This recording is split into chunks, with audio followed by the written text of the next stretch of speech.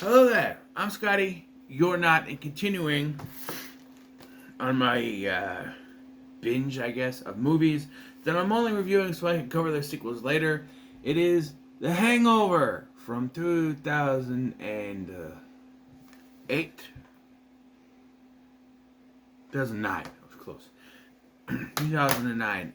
So I remember when this came out. I think I just moved in here a little around close to that.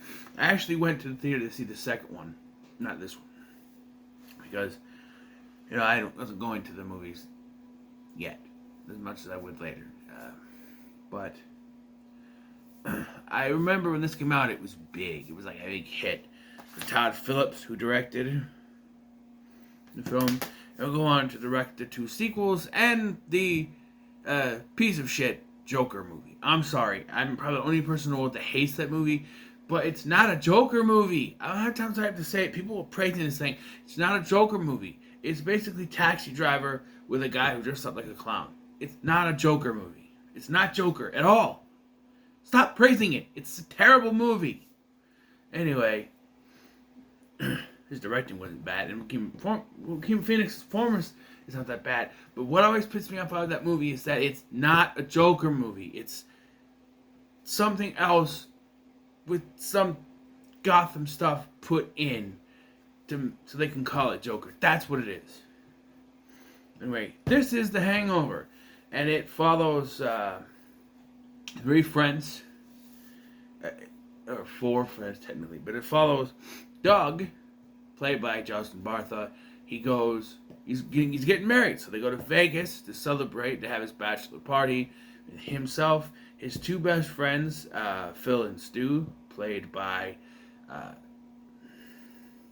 Bradley Cooper and Ed Helms, respectively, and his brother-in-law Alan, played by Zach Galifianakis. I forgot the name for a second. Galifianakis did such a good job playing the weird, goofy sidekick character that he would play a very similar role in Due Date, also directed by Phillips, which starred Robert Downey Jr. And I remember being okay. Yeah, this will be followed by two sequels, where they said that the third film was it. They're not going to do anymore, and they haven't stuck to their word. 12 years later, still nothing, still no fourth film. So they gotta keep the lid on that. We're sticking to three because the second one was just repeating stuff from the first one, and the third one they went a completely different direction. And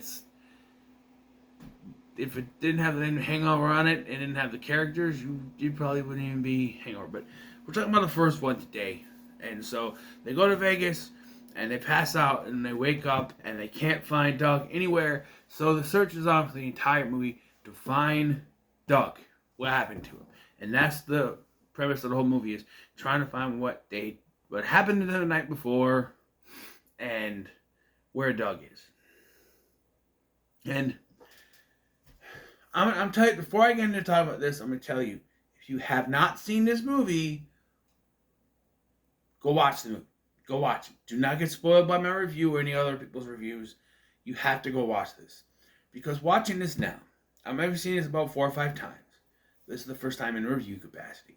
So watching this now, there's something to be said about going in knowing everything that happens in this movie, the reveal of where Doug is, the whole thing, and going in blind. You go in blind not knowing, it's a mystery. You go in knowing, and you're just sitting there for an hour and a half waiting for them to find him. And especially when you get to the reveal, like this movie starts in mid-res, right? It starts, they're in the middle of nowhere, they're on the phone, Phil's on the phone, he calls Tracy, that's Doug's fiance, tells them they lost him, and then it pans up, says The Hangover, and we go into the film. Here's the thing. We later find out that it's during this scene they figure out one of them figures out where Doug is, and they go get him right after the scene. So I don't know. They do the same thing in the second one. It's like I said, the second one is carbon copy, the same thing with different stuff happening and in a different place. But yeah,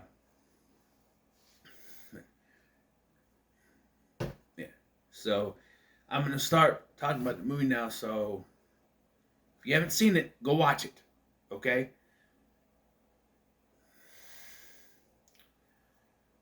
So the three characters. Talk about the three main characters. Okay? Yes, three. Because even though Justin Bartha is like one of these group of friends, he's not a big part in this. I remember when I first saw this, I was disappointed he wasn't more part of it. Because, he's the guy that disappears. Okay? But they don't find him till the very end of the film, which I guess makes sense. But I remember the first time I watched this being like, well, because I liked him from National Treasure, which I do need to talk about, Nicolas Cage and shit. But I was mad he had such a small role. But the three main characters we talk about, Phil, Stu, and Alan. Phil is a school teacher who hates his family, I guess, or just wants to be away with the guys. And there's not really much story for Phil in this. And I struggled to think about throughout the three films what Phil's story elements are. It's more on Alan, especially in the second and third one, Alan. But in this one, it's more Stu, who is in a terrible relationship with a girlfriend who is controls his every move. And so he even has to lie to her and say they're going to Napa, wine country in Napa. It's at a bed and breakfast. Just so he can be able to go because she's so controlling. And by the end of this film, he goes through that, stuff happens to where he goes through that story development. And at the end of the film, he tells her off. He's the only one who gets character development. Like, Phil is there, Alan is there, but there's no character development for Alan. That's really more the second one. That he gets more of the character development. Here, he's just there to be goofy sidekick guy. And credit to Galifianakis. Did him. Credit to Zach Galifianakis. He's good in the role. I just feel sometimes he goes a little bit too over. Not Will Ferrell levels of too over, but there's just some things that this comedy goes a little bit over. Like, I muted it when you get to that part where it's like, I want to be best friends, and then we can have, I want to three best friends, and then we can have, and I'm like, no, I muted it, because, I don't know, for some reason that makes me cringe. No. But there's some jokes in this with him that just don't land, some that do. And spoiler alert, here we go. He's the one that ends up being responsible for this whole situation. And watching this again, it's kind of obvious. I don't know why they don't talk to him about it. He's the one, because I'm watching this, and they go up on the roof, and he's the one that brings out the Jaeger, right? And then they say that, that it was after they went to the casino or something, that it hit and they conked out. So, watching these, well, Alan brings in the Jaeger, so why don't they ask him? Throughout the entire film, they don't ask him until he finally just admits that he drugged the Jaeger. He would put ecstasy in it, well, he thought he did, but it turns out that this other guy, Doug, by Mike Epps, gave him roofies by accident. And so that's what caused them to pass out. But I don't know that roofies work the way it's shown in the movies. Aren't they? If you're on roofies, I've never used them, never been on them. But if you're on roofies, aren't you just like susceptible to everything? That's why they call it the date rape drug, because you're susceptible to stuff. Here, they're just doing weird things. We see video footage later from Mike Tyson. It happens where they're just kind of doing stupid shit, and it's like, wouldn't they be sort of out of it? And because I've seen in other movies where roofies is used, like they're kind of just like Urban Legends Bloody Mary or Prom Night 2 Hello Mary Lou. I think that those are plot lines, at least in Bloody Mary. But where they do that and they sort of conk out. Here, the roofies have an effect where they just do stupid shit. And I'm not sure that's what it would be. but they needed something to conk them out. Couldn't the ecstasy have worked? I don't know. I've never used any of that stuff, so I wouldn't know. But here, we're watching it, I'm like, yeah, it's obvious that Alan did it, because he gives him the Jaeger, and then the next scene, we cut to them waking up. Yeah. Yeah. So there's not really much character development for Alan, other than he's the one that did this, and then he's going to cut jokes throughout the film. Phil has the most character arcs. He married a stripper, which he keeps calling her a whore. That's not what strippers are. Strippers and hookers are different things. I mean, I wouldn't personally, I've been around strippers, but not hookers. But, I've been to a strip club once. My 21st birthday, by the way. But anyway, it was out of town. I don't have a car. Anyway, you're wondering why only once. I don't have a car. Or I'd go more. Maybe. I don't want to waste my money. I don't know.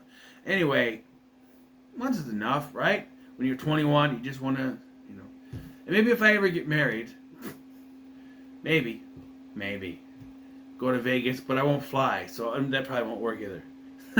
Anyway, just don't take Alan with me.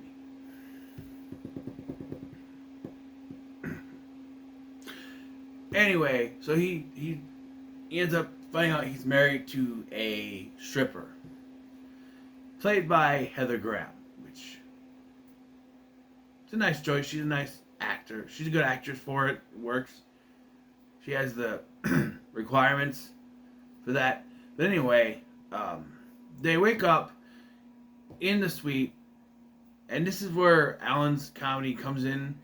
Is like piss jokes and nudity. We see ass cheeks. They're not needed, but they have a baby, and there's a tiger in their in Dog's room, and they can't find Dog anywhere. Also, the one thing that's always bugged me, they explain where the tiger came from, they explain where Dog went, they explain where the baby came from. Where the hell did the chicken come from? They never explain it. You think maybe the third film goes back and explains some things, something, okay, they're going to explain the chicken. No. The chicken. Where did the fucking chicken come from? I want to know where the chicken came from, because I don't know. It's just confusing. We don't know. Anyway, so they leave. They go to find Doug. They try to find him, call him. His phone's still there, and then they leave.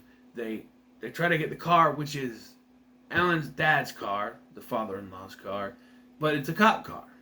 Which, okay, noticing something while watching this. It's one thing leads to another, leads to another. Like, we need to answer questions of where they got this stuff, but it feels like... So they have this cop car, and then they go, and they find out that Stu got married. So they go to the place where he got married. We get Brian Callen, first character in this franchise. He gets another character in the second one, but then he gets a better one. He was put to me! But he's Eddie here, which is basically the same character, same accent, everything, but I don't know. And he married them. And he's like, yeah, you get it back and I can annul the marriage. And I'm sitting here watching this going, why didn't they annul the marriage? Well, Eddie dies. I forgot about that. These Chinese guys show up, and they are Chinese. And they start shooting and they kill Eddie. Or they shoot him at least. And they take off. So there's that. They find Jade, they talk to her, the baby, which Alan names Carlos, but they find out her name is Tyler. And they get the baby back to her. Where the baby is later in the film, I don't know, because she shows up. But, yeah, and he's like... Stu is horrified. He's missing a tooth. By the way, you can tell from that, he's missing a tooth. And, yeah.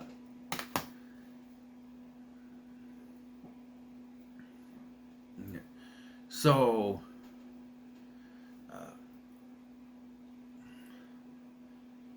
one thing leads to another. They go to the strip club. I think they go to the strip club before this. I think. You know. But they go to different places. They find out what the certain times so they know when Doug was with them and when they lost and that sort of thing. And eventually they get their car back. Like I said, one thing after another happens. The cops then show up when they're in there visiting Jade. The cops show up. Rob Riggle and the lady from A Dude Where's My Car, who wanted to chop up, be against. Then 4-5 had to give it to you, that lady. And basically, they fucked up and lost the car. They just took it from them. And so they come to a deal that they're gonna do these tests for these kids who are trying to learn about law enforcement. And so they all three get tasered.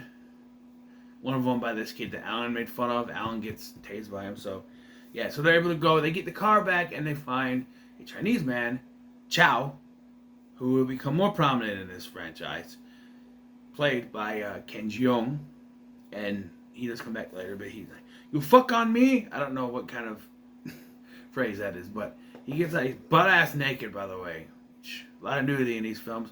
A lot of male nudity in these films, more than anything. And she-male nudity? That's the second one. We'll get to that later. But, yeah. So he runs off after beating the crap out of Stu, I think. And they decide to go back to the hotel, which is where they find Mike Tyson listening in the air of the night, which one of the few scenes that is memorable. I can hear it calling in the air tonight. That whole, whenever that song's on, I gotta do that because it's from the movie, right? So turns out it's his tiger, and so he says, "You have to bring my tiger back to me." Which he's like, "Yeah, well, we can't put it in our car. It'll ruin it." And I'm thinking, no, this is stupid. It's your tiger. And you knew you were going to the place that would have your tiger, so why didn't you bring a cage with you? Why didn't you bring something with you to get the tiger? This is also, we can have the hilarious scene of them putting him in Alan's dad's car, and even though they roofie him, he still wakes up because roofies in this film don't work the way they would normally and conk you out. It conks him out, but then he wakes up. They put 5 roofies in the steak. If it doesn't kill him, you should at least knock him out the whole time. But no, we gotta have a hilarious scene where it tears up the thing, and then we have to cut to them pushing it and taking it back to Tyson.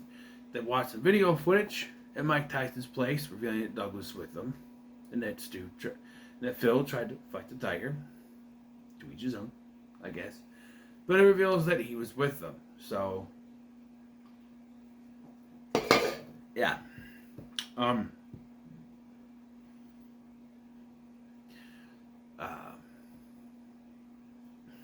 So yeah.